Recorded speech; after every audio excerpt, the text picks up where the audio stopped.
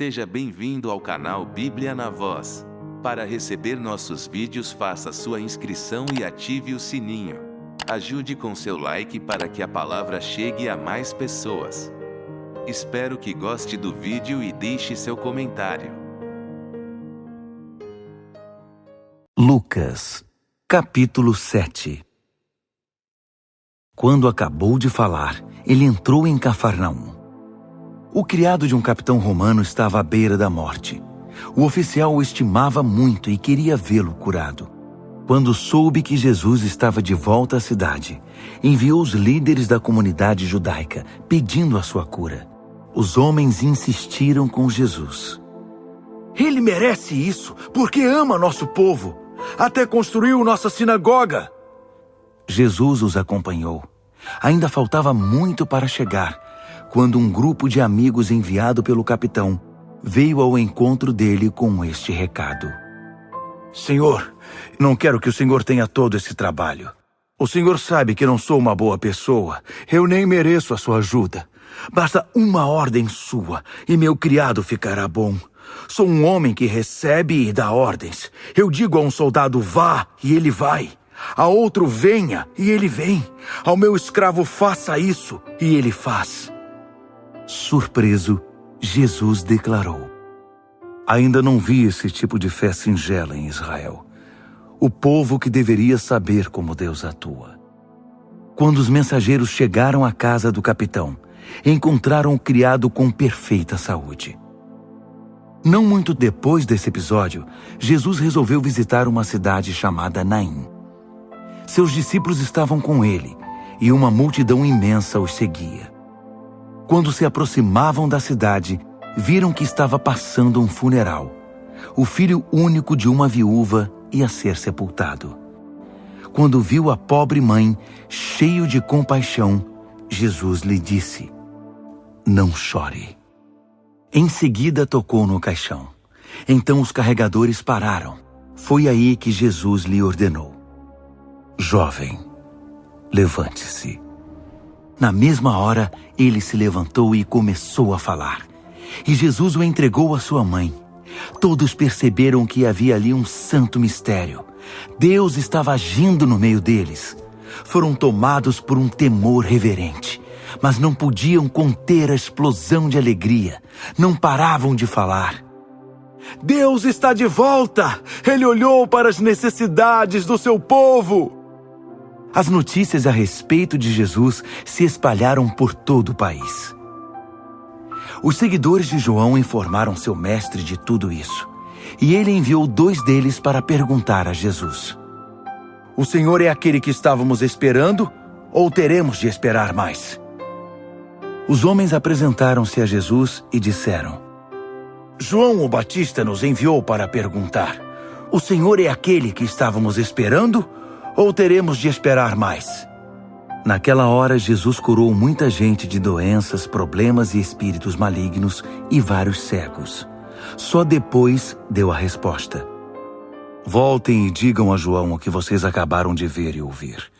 Os cegos veem, os paralíticos andam, os leprosos são purificados, os surdos ouvem, os mortos ressuscitam. Os marginalizados da terra ficam sabendo que Deus está do lado deles. É o que vocês estavam esperando? Então considerem-se muito abençoados.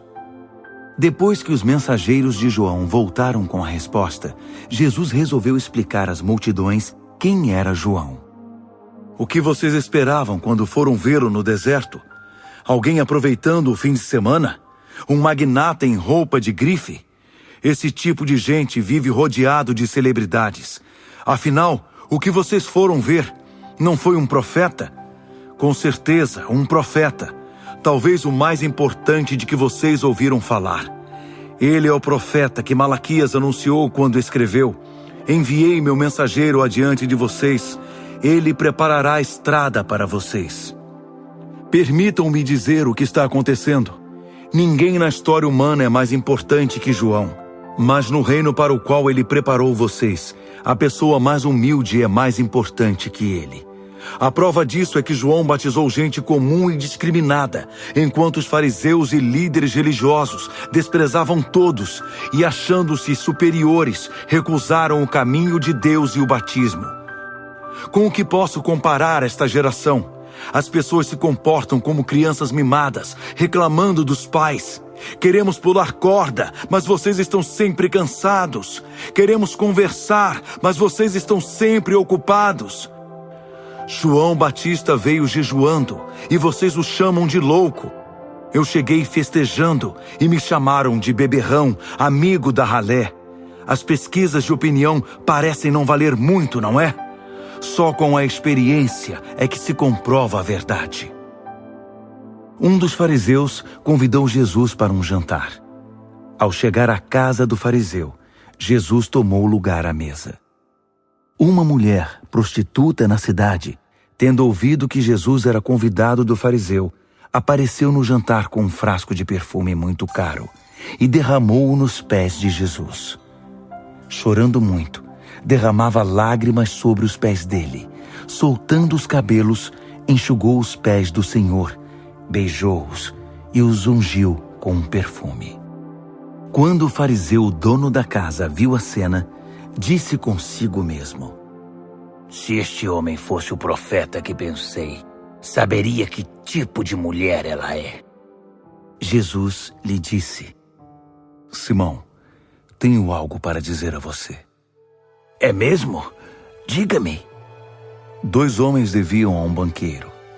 Um devia 500 moedas de prata e outro 50. Nenhum dos dois tinha como pagar.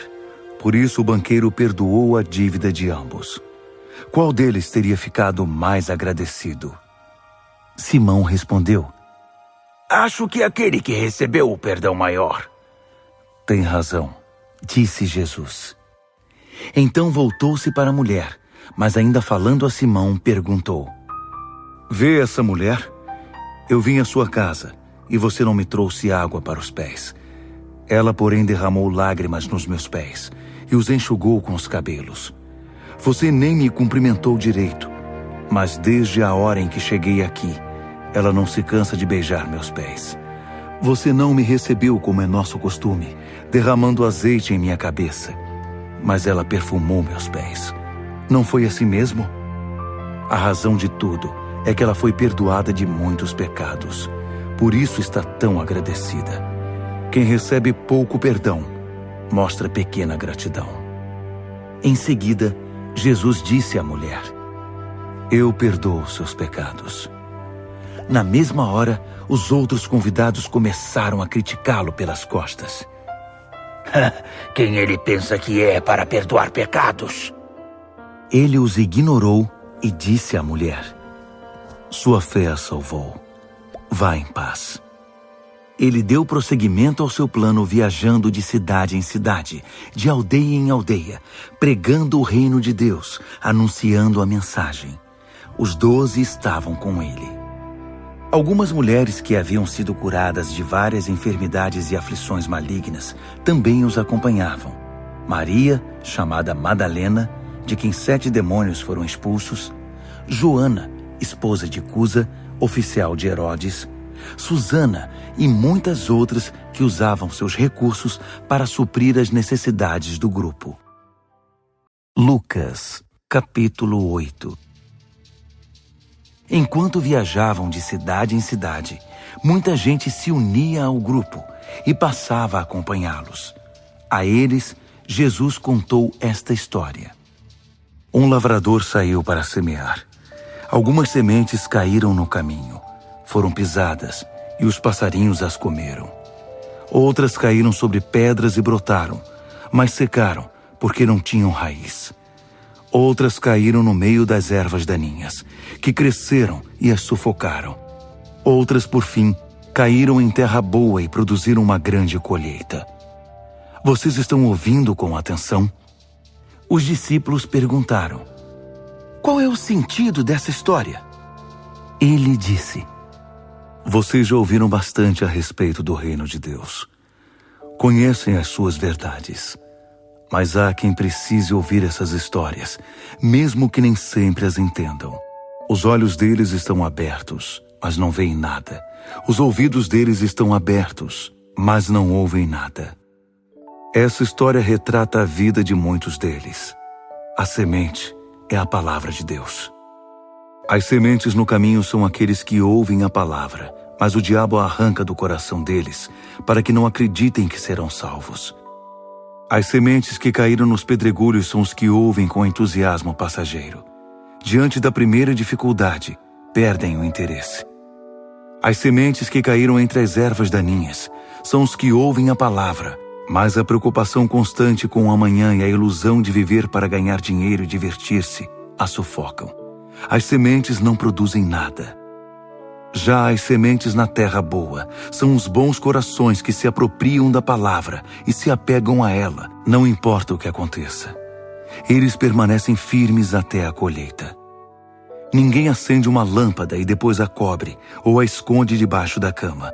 Não, ela é posta num lugar visível, de modo que todos os que entram no recinto possam ver por onde andam. Não estamos guardando segredos, nós os estamos revelando.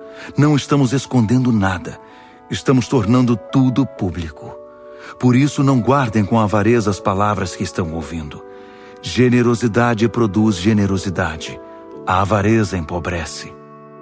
A mãe e os irmãos de Jesus apareceram, mas não podiam chegar até onde ele estava por causa da multidão. Alguém o avisou. Sua mãe e seus irmãos estão esperando lá fora. Querem ver você. Ele respondeu. Minha mãe e irmãos são os que ouvem e praticam a palavra de Deus. Mais vale a obediência do que laços de sangue. Um dia, Jesus e seus discípulos entraram num barco. Vamos atravessar o lago, disse. E partiram. Navegavam tranquilamente e ele dormiu. De repente, uma tempestade terrível abateu-se sobre o lago e a água começou a entrar no barco. O naufrágio era iminente, por isso eles foram acordar Jesus. Mestre, nós vamos morrer! Levantando-se, ele ordenou ao vento. Silêncio, e disse às águas, acalmem-se. O vento e o mar lhe obedeceram. O lago ficou em plena calmaria. Em seguida, repreendeu os discípulos. Vocês não têm fé? Atemorizados e chocados, eles gaguejavam. Quem é este homem? Ele dá ordens ao vento e ao mar, e eles obedecem ao comando dele. Eles navegaram até a terra dos Gerazenos, na margem oposta à da Galileia. Quando Jesus desembarcou, um louco da cidade, vítima de demônios, ficou frente a frente com ele. O homem não usava roupas fazia muito tempo. Havia saído de casa e morava no cemitério. Quando viu Jesus, caiu diante dele, gritando: O que queres comigo? Tu és Jesus, o Filho do Deus Altíssimo. Não me castigues! O homem disse isso porque Jesus tinha ordenado ao espírito maligno que saísse dele. O demônio fazia o homem ter convulsões. Por isso ficava sempre vigiado, amarrado com correntes e algemas, mas enlouquecido e dominado pelo demônio, arrebentava as correntes. Jesus perguntou: Qual é seu nome? Meu nome é Multidão, foi a resposta, porque eram muitos demônios que afligiam o homem. Em desespero, eles imploravam a Jesus que não os enviasse para o abismo profundo. Perto dali, uma grande manada de porcos estava pastando. Os demônios suplicaram a Jesus que os deixasse entrar nos porcos, e ele permitiu. O resultado foi terrível. Enlouquecidos, os porcos pularam de um penhasco e se afogaram no lago. Aterrorizados, os que cuidavam dos porcos saíram em disparada e contaram tudo o que viram na cidade e por toda a região. O povo foi conferir de perto a situação. Encontraram um homem de quem os demônios haviam saído assentado aos pés de Jesus, usando roupas decentes e em perfeito juízo. A cena era sublime, e por um instante os moradores tiveram mais reverência que curiosidade. Algumas testemunhas do fato contaram a eles como ocorrera a libertação do endemoniado. Entretanto, Mais tarde, muitos moradores da região se ajuntaram e pediram a Jesus que saísse logo dali, porque estavam apavorados. Jesus entrou no barco e foi embora. O homem que havia sido liberto dos demônios pediu para ir com ele, mas Jesus o enviou de volta, aconselhando: vá para casa e conte o que Deus fez por você. Então ele voltou e anunciou por toda a cidade o que Jesus fizera por ele. Quando voltava, Jesus foi recebido por uma multidão. Todos estavam à espera dele. Um dos líderes da sinagoga, chamado Jairo, aproximou-se. Prostrado aos pés de Jesus, implorou que ele fosse à sua casa, porque sua filha de 12 anos de idade, sua única filha, estava morrendo. Jesus foi com ele, abrindo caminho através da multidão que o empurrava e apertava. Naquele dia, estava no meio da multidão uma mulher que havia 12 anos sofria de hemorragia. Ela tinha gastado todo o seu dinheiro com médicos, mas nenhum deles fora capaz de ajudá-la. Ela esgueirou-se por trás de Jesus e tocou na borda de sua roupa. Na mesma hora, a hemorragia parou. Então Jesus perguntou: quem me tocou? Ele insistiu: alguém me tocou. Senti poder saindo de mim. Percebendo que não podia mais esconder nada, ela se ajoelhou trêmula diante dele. Contou sua história ao povo e deu testemunho de que havia ficado boa no exato instante em que o tocara. Jesus lhe disse: filha, você se arriscou por causa da sua fé e agora está curada. Tenha uma vida abençoada. Enquanto ele ainda falava, chegou alguém da casa do líder da sinagoga e informou: sua filha morreu. Não precisa mais incomodar o mestre. Mas Jesus afirmou: não fique preocupado. Apenas confie em mim e tudo ficará bem. Quando chegou à casa do líder da sinagoga, só permitiu que entrassem com ele no quarto Pedro, João, Tiago e os pais da criança. Todos estavam chorando e lamentando sobre a menina. Não chorem, ela não morreu. Está dormindo, garantiu Jesus. Mas riram dele, porque sabiam que ela estava morta. Em seguida, Jesus tomou-a pela mão e disse: levante-se. No mesmo instante, ela voltou à vida, levantou-se e respirou de novo. Jesus aconselhou aos pais que dessem a ela algo para comer. Eles estavam assombrados, mas Jesus pediu segredo: não digam a ninguém o que aconteceu aqui. Lucas, capítulo 9. Jesus convocou os 12 e deu a eles autoridade e poder sobre os demônios e as doenças. Ele os chamou para pregar as boas notícias do reino de Deus e curar os doentes. E os aconselhou: não pensem que precisarão de muito equipamento para cumprir a missão. Sejam simples. Vocês são o equipamento. Nada de hospedagem de luxo. Hospedem-se num lugar simples e contentem-se com isso. Se não forem bem recebidos, deixem a cidade. Não façam cena. É hora de dar de ombros e continuar o caminho. Assim eles partiram. Viajaram de cidade em cidade anunciando as últimas notícias da parte de Deus, a mensagem, e curando pessoas por onde passavam. Quando tomou conhecimento desses fatos, o rei Herodes não sabia o que pensar. Alguns diziam que João havia voltado dos mortos, outros que Elias estava de volta, outros ainda que algum profeta dos tempos antigos havia reaparecido. Herodes estava confuso. Eu matei João e o decapitei? Quem é esse de quem tanto falam? Curioso, procurava uma oportunidade para ver Jesus em ação. Os apóstolos voltaram e deram um relatório do que fizeram. Jesus levou-os para outro lugar, perto da cidade de Betsaida, mas o povo descobriu e foi logo atrás deles. Jesus recebeu todos com bondade, ensinou-lhes mais algumas coisas a respeito do reino de Deus e curou os que precisavam de cura. Estava quase anoitecendo e os 12 disseram a Jesus: estamos no meio do nada. Despede a multidão para que eles possam ir às fazendas e às cidades ao redor, procurar um lugar para dormir e algo para comer. Vocês vão dar comida a eles, Jesus disse. Eles reagiram. Tudo o que temos são 5 pães e 2 peixes, a não ser que tenhamos de ir à cidade comprar pão para toda essa gente. Havia mais de 5.000 pessoas ali. Jesus insistiu e orientou seus discípulos.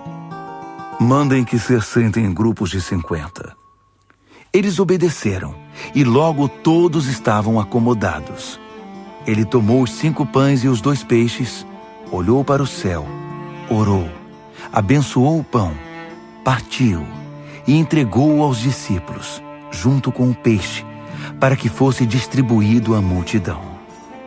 Depois que todos comeram até ficar satisfeitos, foram recolhidos 12 cestos de sobras. Certa vez, Jesus estava orando e seus discípulos estavam por perto. Ele perguntou: "O que o povo anda dizendo a meu respeito?" Eles responderam: "João, o Batista. Outros dizem que és Elias. Outros ainda dizem que um dos profetas do tempo antigo reapareceu." Ele insistiu: "E vocês? O que dizem de mim? Quem sou eu?" Pedro respondeu: "O Messias de Deus." Jesus pediu segredo a respeito disso. Eles não deveriam repetir para ninguém a declaração de Pedro. E acrescentou: "O Filho do Homem terá de passar por sofrimento. Ele será julgado e condenado pelos líderes judaicos, líderes religiosos e principais sacerdotes. Ele será morto, mas ressuscitará no 3º dia." Falou também do que os aguardava. "Quem quiser seguir-me tem de aceitar minha liderança. Quem está na garupa não pega na rédea. Eu estou no comando. Não fujam do sofrimento. Abracem-no. Sigam-me e mostrarei a vocês como agir. Autoajuda não é ajuda de jeito nenhum. O autossacrifício é o caminho, o meu caminho, para que vocês descubram sua verdadeira identidade. Qual é a vantagem de conquistar tudo o que se deseja, mas perder a si mesmo? Se algum de vocês tiver vergonha de mim e do caminho pelo qual os conduzo, o Filho do Homem irá envergonhar-se de vocês quando voltar em sua glória com o Pai e os santos anjos. Entendam que não é pouca coisa. Alguns de vocês aqui verão tudo isto acontecer. Verão o reino de Deus com os próprios olhos." Cerca de 8 dias depois, Jesus subiu a um monte para orar e levou consigo Pedro, João e Tiago. Enquanto orava, a aparência de seu rosto mudou e suas roupas ficaram brancas a ponto de ofuscar a vista. 2 homens apareceram para conversar com ele. Eram Moisés e Elias. Que aparição gloriosa! Eles falavam a respeito da partida de Jesus para Jerusalém. Enquanto isso, Pedro e os demais haviam caído no sono. Quando acordaram esfregando os olhos, viram Jesus em sua glória com Moisés e Elias. Depois que Moisés e Elias se retiraram, Pedro disse a Jesus: "Senhor, este é o momento sublime. Vamos construir 3 memoriais, um para o Senhor, um para Moisés e outro para Elias." Ele falava sem pensar. Nesse instante, uma nuvem brilhante os envolveu. Dentro da nuvem, todos tiveram profunda consciência da presença de Deus. Lá dentro, ouviram uma voz: "Este é meu filho, marcado pelo meu amor. Ouçam-no." Quando a voz cessou, eles viram Jesus sozinho. Por um bom tempo ficaram em silêncio. Nem mesmo entre si comentaram o que tinham visto. No dia seguinte, quando desceram um monte, uma grande multidão os aguardava. Então um homem gritou do meio do povo: "Mestre, por favor, estou suplicando pelo meu filho, meu único filho. Um espírito costuma se apoderar dele. Ele começa a gritar, tem convulsões, fica babando e perde a cor. Pedi aos teus discípulos que o libertassem, mas não puderam." Jesus suspirou. "Mas que geração! Vocês não conhecem Deus? Até quando vou ter de aguentar esse tipo de coisa? Quantas vezes ainda vou ter de passar por isso? Traga seu filho aqui. Enquanto o menino era trazido, o demônio derrubou ao chão com fortes convulsões. Jesus ordenou ao espírito imundo que saísse, curou o menino e entregou-o ao pai. O povo ficou perplexo e maravilhado diante da majestosa grandeza de Deus. Os discípulos permaneceram ali, ainda não recuperados do assombro diante de tudo que Jesus havia realizado. Ele anunciou ao grupo: o Filho do Homem está para ser traído por gente que não quer nada com Deus. Eles não sabiam do que ele estava falando. Era como se ele falasse uma língua desconhecida. E mesmo sem entender nada, tinham vergonha de perguntar o que ele estava querendo dizer. Começaram então a discutir sobre quem deles era o maior. Quando Jesus percebeu a importância que davam a isso, pôs uma criança ao seu lado e declarou: quem recebe uma dessas crianças como eu estou fazendo, também me recebe. E quem me recebe está recebendo aquele que me enviou. Vocês se tornam grandes pelo que aceitam, não pela opinião que conseguem impor. É o espírito de vocês, não a grandeza, que faz diferença. Então João disse a Jesus: Mestre, vimos um homem usando teu nome para expulsar demônios e o impedimos, porque ele não é do nosso grupo. Jesus reprovou-os: não o impeçam. Se ele não é inimigo, é aliado. A hora de sua ascensão se aproximava. Numa atitude corajosa, Jesus decidiu ir para Jerusalém e enviou alguns mensageiros a uma cidade samaritana, a fim de fazer preparativos para a viagem. Mas quando os samaritanos souberam que o destino dele era Jerusalém, recusaram-se a recebê-lo. Quando ficaram sabendo disso, Tiago e João disseram: Mestre, o senhor quer que invoquemos um raio do céu para acabar com eles? Jesus os repreendeu: claro que não. Foram então para outra cidade. No caminho, alguém pediu permissão para acompanhar Jesus. Com o Senhor, irei para qualquer lugar. Jesus foi incisivo: você está mesmo pronto para me seguir? Saiba que não costumamos ficar em boas hospedagens. Jesus disse a outro homem: siga-me. Ele respondeu: tudo bem, só que preciso de alguns dias. Tenho de acertar a questão do sepultamento do meu pai. Jesus afirmou: as coisas mais importantes primeiro. A prioridade é a vida, não a morte. A vida é urgente. Anuncie o reino de Deus. Outro declarou: estou pronto para seguir o Senhor, mestre, mas antes preciso acertar as coisas lá em casa. Jesus reagiu: sem adiamentos. Nada de olhar para trás. Ninguém pode deixar o reino de Deus para amanhã. A oportunidade é para hoje. Lucas, capítulo 10. Depois disso, o Senhor selecionou 70 discípulos e enviou-os em duplas a todas as cidades e lugares que pretendia visitar, destacando a seriedade da tarefa. Uma colheita tão grande e tão poucos trabalhadores. Portanto, de joelhos, peçam ao Deus da colheita que envie trabalhadores. Podem ir, mas sejam cautelosos. O trabalho é perigoso. Vocês serão como cordeiros no meio de lobos. Levem pouca coisa, o mínimo necessário. Nada de bagagem extra. Não percam tempo. Evitem conversas longas com aqueles que encontrarem pelo caminho. Quando entrarem numa casa, cumprimentem a família com paz. Se a saudação for recebida, é um bom lugar para ficar. Se não for recebida, peguem-na de volta e saiam. Não forcem nenhuma situação. Hospedem-se numa casa e façam suas refeições ali, pois o trabalhador merece 3 refeições por dia. Não fiquem mudando de casa, procurando a melhor cozinha da cidade.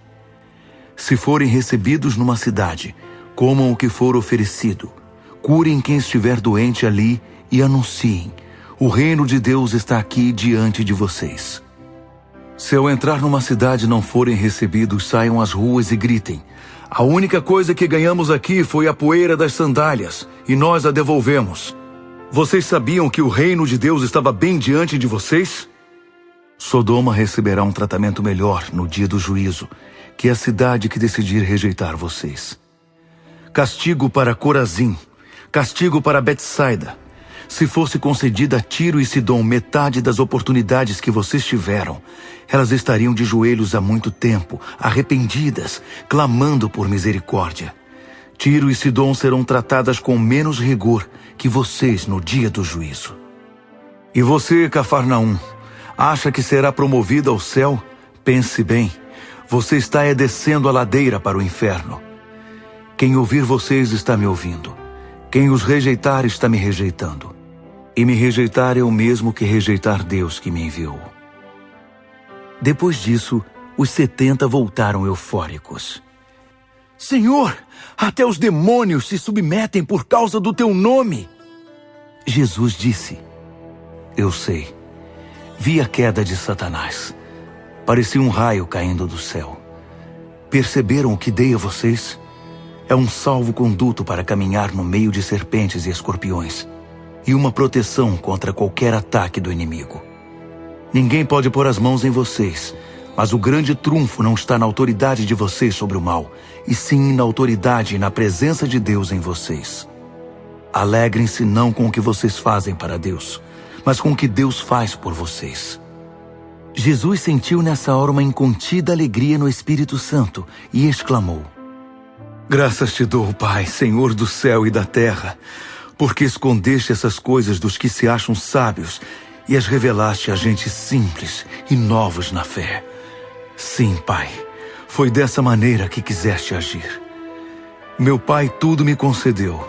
Só o Pai sabe quem é o Filho, e só o Filho sabe quem é o Pai.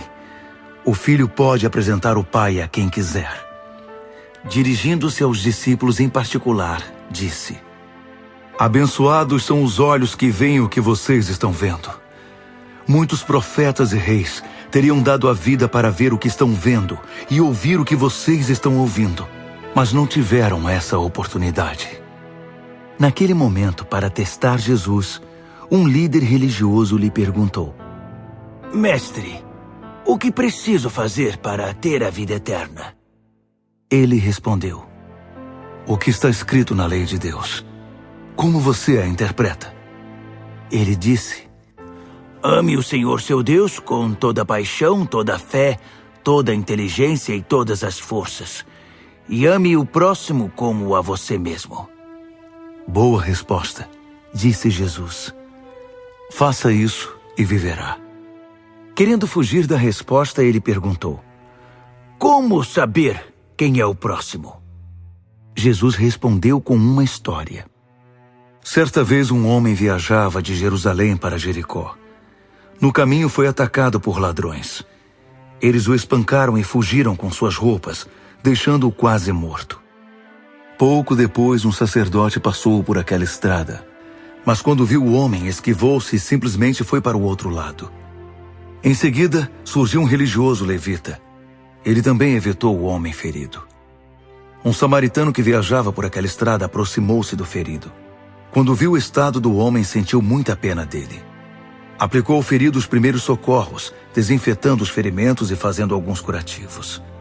Pôs o homem sobre o jumento em que viajava e levou-o até uma pensão. Na manhã seguinte, entregou 2 moedas de prata ao dono da pensão e disse: Cuide bem dele. Se custar mais, ponha na minha conta. Pago quando voltar. O que você acha? Qual dos 3 é o próximo do homem atacado pelos ladrões? Aquele que o tratou com bondade, respondeu o líder religioso. Jesus concluiu: Faça a mesma coisa. Jesus prosseguiu viagem e entrou numa cidade. Uma mulher chamada Marta o recebeu em casa, deixando-o bem à vontade. Era irmã de Maria, que se assentou aos pés do mestre e ouviu atenta a tudo o que ele dizia, enquanto Marta estava ocupada com os afazeres na cozinha. Algum tempo depois, ela os interrompeu. Mestre, o senhor não se incomoda em saber que minha irmã deixou todo o trabalho da cozinha para mim? Mande-a me ajudar. Ele respondeu: Minha querida Marta, Você está fazendo tempestade em copo d'água. Está se preocupando à toa. Só uma coisa importa, e Maria a escolheu. É o prato principal. Não vou tirar isso dela. Lucas, capítulo 11. Um dia, Jesus estava orando num determinado lugar. Quando acabou de orar, um dos seus discípulos pediu: Mestre, ensina-nos a orar. João ensina os discípulos dele. Ele disse: Quando vocês orarem, digam: Pai, revela-nos quem Tu és. Dá um jeito neste mundo. Conserva-nos vivos com 3 boas refeições. Preserva-nos perdoados por Ti e perdoando os outros. Guarda-nos de nós mesmos e do diabo. Jesus acrescentou: Imaginem o que aconteceria se vocês fossem à casa de um amigo no meio da noite e pedissem: Amigo, empreste-me 3 pães. Um velho amigo acabou de chegar de viagem, está lá em casa e não tenho nada para oferecer a ele. Já na cama, seu amigo responde: Não me incomode, já tranquei a porta e meus filhos estão dormindo. Não posso me levantar para dar a você, seja lá o que for. Digo a vocês, se ele não se levantar pela amizade, vai se levantar por causa da insistência e dar tudo o que o amigo está pedindo. Isto é o que eu quero dizer. Peçam e conseguirão. Busquem e acharão. Batam e alguém abrirá a porta. Não barganhem com Deus. Sejam objetivos. Peçam aquilo de que estão precisando. Não estamos num jogo de gato e rato, nem de esconde-esconde. Se seu filho pedir pão, você o enganaria com serragem? Se pedir peixe, iria assustá-lo com uma cobra viva servida na bandeja? Maus como são, vocês não pensariam em algo assim, pois se portam com decência, pelo menos com seus filhos.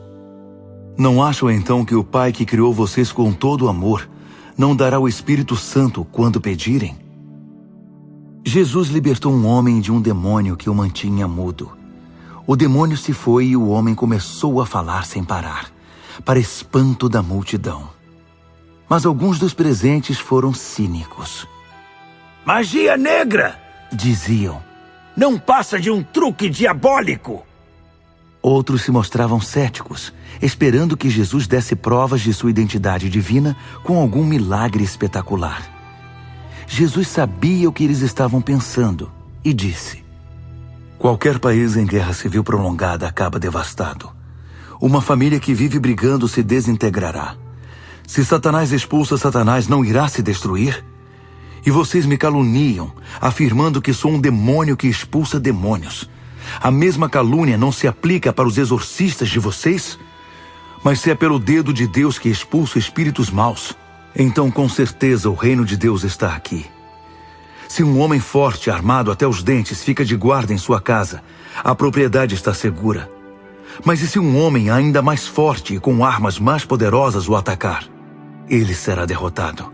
O arsenal que o tornava tão confiante agora é inútil, e seus bens mais preciosos serão tomados.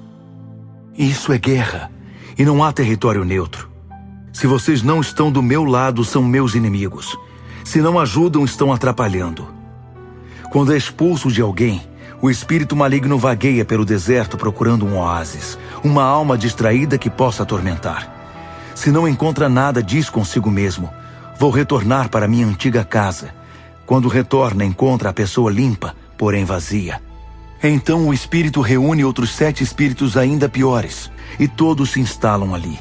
O estado da pessoa agora é pior do que antes. No meio da explicação, uma mulher ergueu a voz no meio do povo. Bendito é o ventre que carregou você e os peitos que o amamentaram. Jesus comentou: benditos mesmos são os que ouvem a palavra de Deus e aplicam à própria vida. Enquanto a multidão aumentava, Jesus mudou de assunto. O espírito desta época está errado. Todos querem uma prova, mas procuram um tipo errado de prova. Vocês procuram alguma coisa que satisfaça a curiosidade e são ávidos para ver milagres. Mas a única prova que terão é a de Jonas e dos ninivitas, que de fato nem se parece com uma prova. O Filho do Homem representa para esta geração o que Jonas representou para Nínive.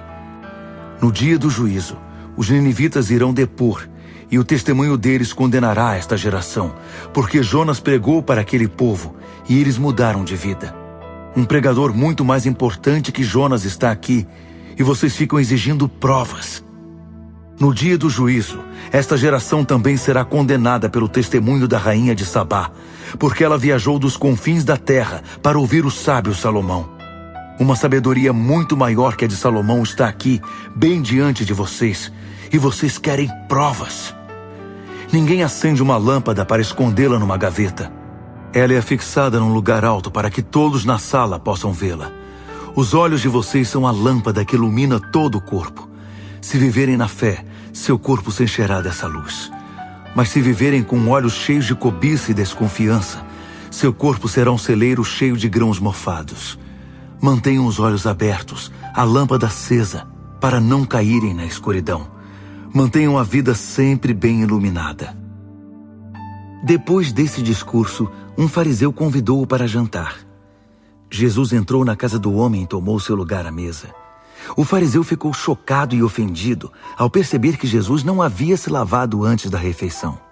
Mas o mestre reagiu. Sei que vocês, fariseus, lustram suas xícaras e pratos a ponto de brilharem ao sol. Mas sei também que vocês estão bichados de cobiça e maldade dissimulada. Fariseus tolos, aquele que fez o exterior não fez também o interior? Abram o bolso e o coração e ajudem os pobres. Assim terão também a vida limpa, não só as mãos e os pratos. Estou cansado de vocês. São um caso perdido, impostores.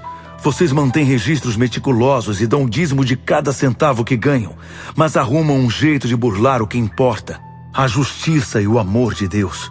A atitude cuidadosa tem o seu valor, mas o essencial é indispensável. Vocês, fariseus, são um caso perdido, impostores. Fazem questão dos lugares de honra no serviço religioso e amam o glamour dos elogios públicos.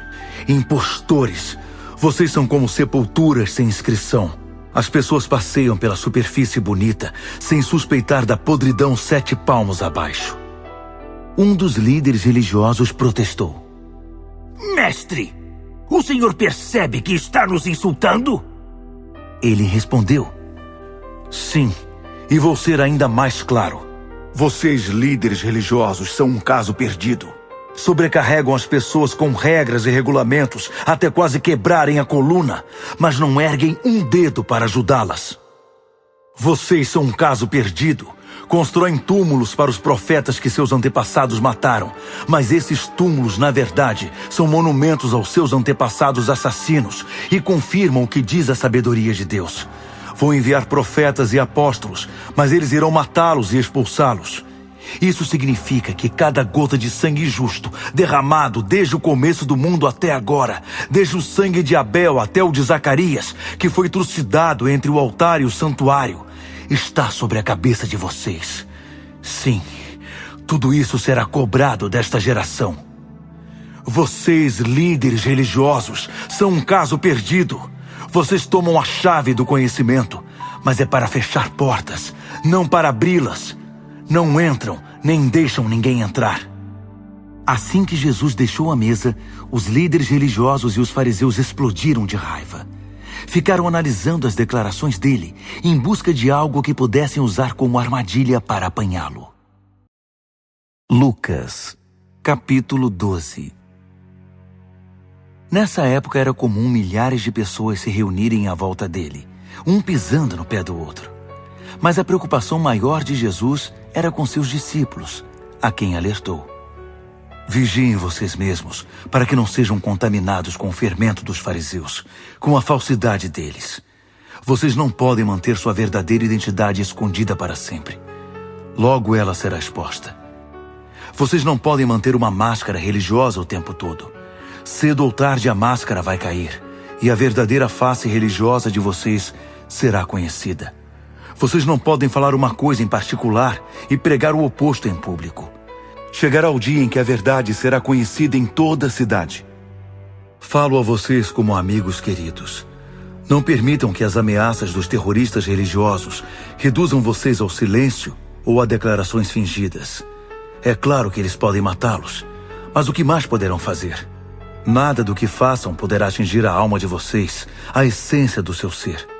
Tenham temor a Deus, que é quem conserva nas mãos a vida, corpo e alma.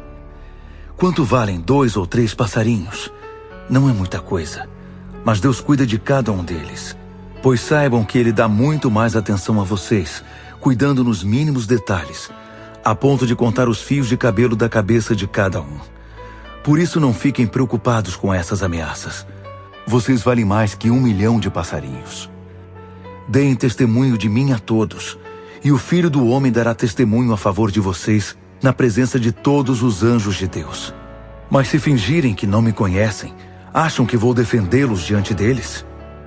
Se vocês difamarem o Filho do Homem por equívoco de interpretação ou por ignorância, esse erro será perdoado. Mas se vocês conscientemente atacarem o Espírito Santo para atingir Deus, o perdão não será possível. Quando vocês forem levados a todo tipo de tribunal, não se preocupem com nenhuma estratégia de defesa, ou seja, com o que dizer ou como falar na presença do juiz. As palavras certas surgirão na hora, por obra do Espírito Santo. Do meio da multidão, alguém pediu: Mestre, ordene ao meu irmão que me dê uma porção justa da herança da família. Jesus respondeu: O que o faz pensar que eu devo ser juiz ou mediador de vocês? Dirigindo-se ao povo, continuou: Tomem cuidado. Protejam-se de todo tipo de ganância. A vida não é definida pelas coisas que vocês têm. Em seguida, contou esta história. A fazenda de um homem rico produziu uma colheita extraordinária. Mas preocupado, ele falou consigo mesmo: E agora?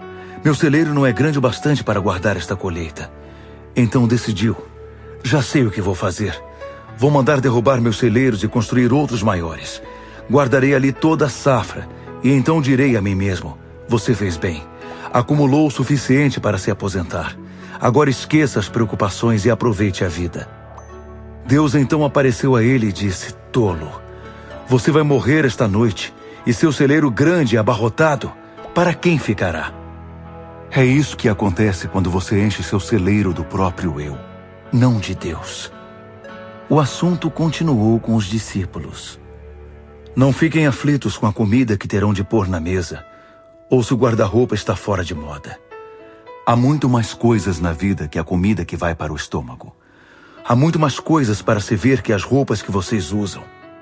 Olhem para as aves, livres e desimpedidas. Não estão presas a nenhum emprego e vivem despreocupadas aos cuidados de Deus. E vocês valem para Ele muito mais que os passarinhos. Será que alguém consegue ficar 1 centímetro mais alto, preocupado diante do espelho? Se com preocupação não conseguimos nada, então por que se preocupar? Todo esse tempo e dinheiro gasto com moda, pensam que faz muita diferença? Em vez de correr atrás da moda, caminhem pelos campos e observem as flores silvestres. Elas não se enfeitam, nem compram. Mas vocês já viram formas e cores mais belas? Os 10 homens e mulheres da lista dos mais bem vestidos iriam parecer maltrapilhos comparados com as flores. Se Deus dá tanta atenção à aparência das flores do campo, e muitas delas nem mesmo são vistas, não acham que Ele irá cuidar de vocês, ter prazer em vocês e fazer o melhor por vocês? Quero convencê-los a relaxar, a não se preocuparem tanto em adquirir. Em vez disso, prefiram dar, correspondendo assim ao cuidado de Deus. Quem não conhece Deus e não sabe como Ele trabalha é que se prende a essas coisas. Mas vocês conhecem Deus e sabem como Ele trabalha. Orientem sua vida de acordo com a realidade, a iniciativa e a provisão de Deus.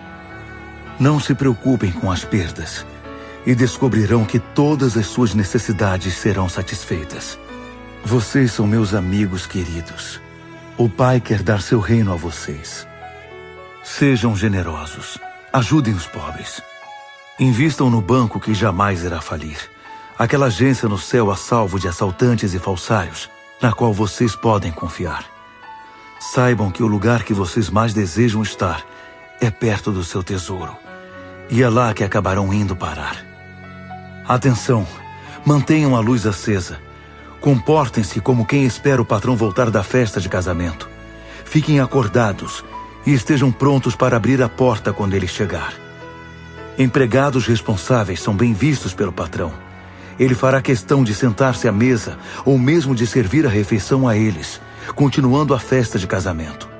Não importa que hora da noite chegue, ele os encontrará acordados, e como serão abençoados. Se o dono da casa soubesse a noite em que o ladrão viria, não ficaria fora até tarde, nem deixaria a porta destrancada. Por isso não sejam descuidados e negligentes. O Filho do Homem se manifestará justamente no momento em que vocês não esperam. Pedro perguntou: Senhor, isso é apenas para nós ou para todos? Jesus respondeu: Tenho uma pergunta para você. Quem é o administrador confiável e sábio, incumbido pelo patrão, de alimentar seus trabalhadores na hora certa? É aquele que o patrão encontra fazendo o seu trabalho quando regressa. É um homem abençoado. Mas se o administrador disser para si mesmo: o patrão está demorando, e começar a maltratar os outros empregados e a passar o tempo farreando com os amigos, a chegada do patrão será uma triste surpresa para ele. Perderá o cargo e seu destino será o pior possível. O empregado que conhece a vontade do patrão, mas deliberadamente a ignora, ou faz apenas o que quer, será castigado. Mas o trabalho mal feito por inexperiência ficará só na repreensão. Posição importante implica maior responsabilidade. Quanto maior o mérito, maior a responsabilidade. Eu vim para acender fogo sobre a terra, e como queria que já estivesse aceso. Vim para mudar tudo, para acertar tudo, e como queria que tudo já estivesse concluído. Acham que vim para facilitar as coisas e deixar o ambiente agradável? Nada disso. Vim causar conflito e confronto. De agora em diante, numa casa com 5 pessoas será assim: 3 contra 2 e 2 contra 3. Pai contra filho e filho contra pai. Mãe contra filha e filha contra mãe. Sogra contra nora e nora contra sogra. Dirigindo-se à multidão, Jesus disse: Quando nuvens surgem do oeste, vocês logo pensam com razão: vem uma tempestade aí. Quando o vento vem do sul, vocês dizem acertadamente: vai fazer calor. Portanto, não tentem me enganar. Vocês sabem quando o tempo vai mudar. Por isso não venham me dizer que não percebem a mudança no tempo de Deus, a nova estação que Ele inaugura. Não é preciso ser gênio para entender essas coisas. Basta usar o bom senso, o mesmo que vocês usam quando tentam um acordo com um acusador, ao perceber que se o caso for ao juiz, vocês correm o risco de ir para a cadeia ou pagar uma multa pesada. É o tipo de decisão que espero de vocês.